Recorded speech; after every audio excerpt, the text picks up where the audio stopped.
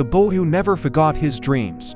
Once upon a time, in a small village nestled among rolling hills and thick old trees, there was a boy named Rowan. Rowan was unlike the other children. While they spent afternoons chasing each other through fields or swimming in the creek, Rowan would lie on his back in the grass, eyes fixed on the drifting clouds, dreaming of places far beyond the hills that cradled his village. Rowan's father, Bernard, was a farmer with hands rough from years of honest work. His mother, Agnes, was the village's seamstress, patient, kind, and always ready with a word of hope. Bernard often worried that Rowan's head was too far in the clouds. "Rowan, you must keep your feet on the ground," he would say while they worked in the garden. But Agnes only smiled.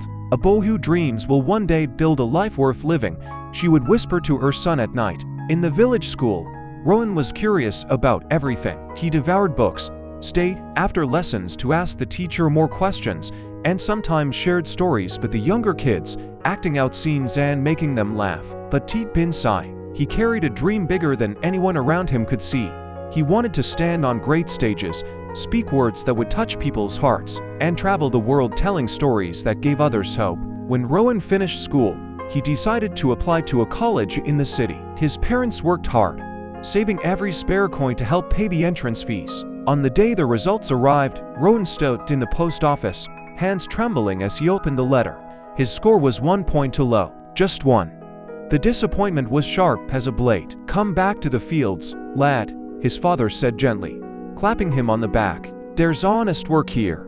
Some neighbors nodded, saying the same, but Agnes saw the shadow in her son's eyes, and the small flicker that hadn't gone out. She only said, "Hold on to your dream, Rowan." So, instead of going home for good, Rowan stayed in the city. He found a place to sleep in a cramped spare room above a friend's shop. By day, he hauled boxes at the market, cleaned tables at a roadside cafe, and did any odd job he could find. By night, he buried himself in old books and second-hand notebooks, studying harder than ever. There were nights he went to sleep hungry, nights when loneliness made him question if it was worth it. But in the darkness, he heard his mother's voice, "A boy who dreams."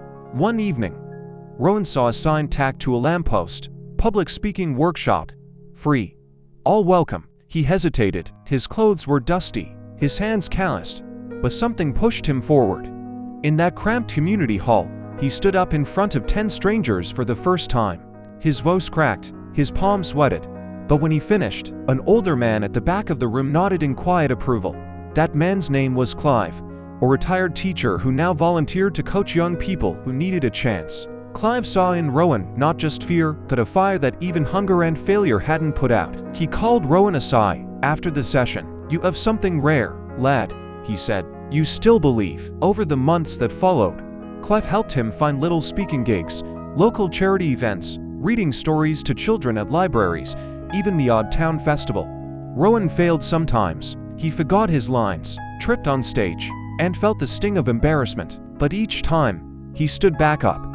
Clive reminded him, one foot in front of the other. That's how even the wildest dreams get done. A year later, Rowan tried again for college. This time, he passed. He worked nights to pay tuition and spent days in lecture halls. In his spare moments, he spoke wherever he could, telling young people about how small steps built big things, how each no was just a step closer to yes. He never missed a chance to remind them that dreams were fragile, but they could outlive every storm if you guarded them fiercely enough. Years rolled on. Rowan's name began to spread beyond his village, beyond the college. Invitations came for him to speak at schools, community centers, and youth gatherings. He talked about the nights he'd spent hungry, the days he'd doubted himself, and the people who'd helped him remember that dreams don't die. People do, when they stop chasing them. One evening, after Rowan gave a talk to hundreds of young people at a large youth summit, a small boy waited nervously at the edge of the crowd. Rowan noticed him and bent down. The boy's eyes were wide. "Sir," he whispered, "you grew up on a farm too?" "I live on one. Do you think someone like me could do what you do?"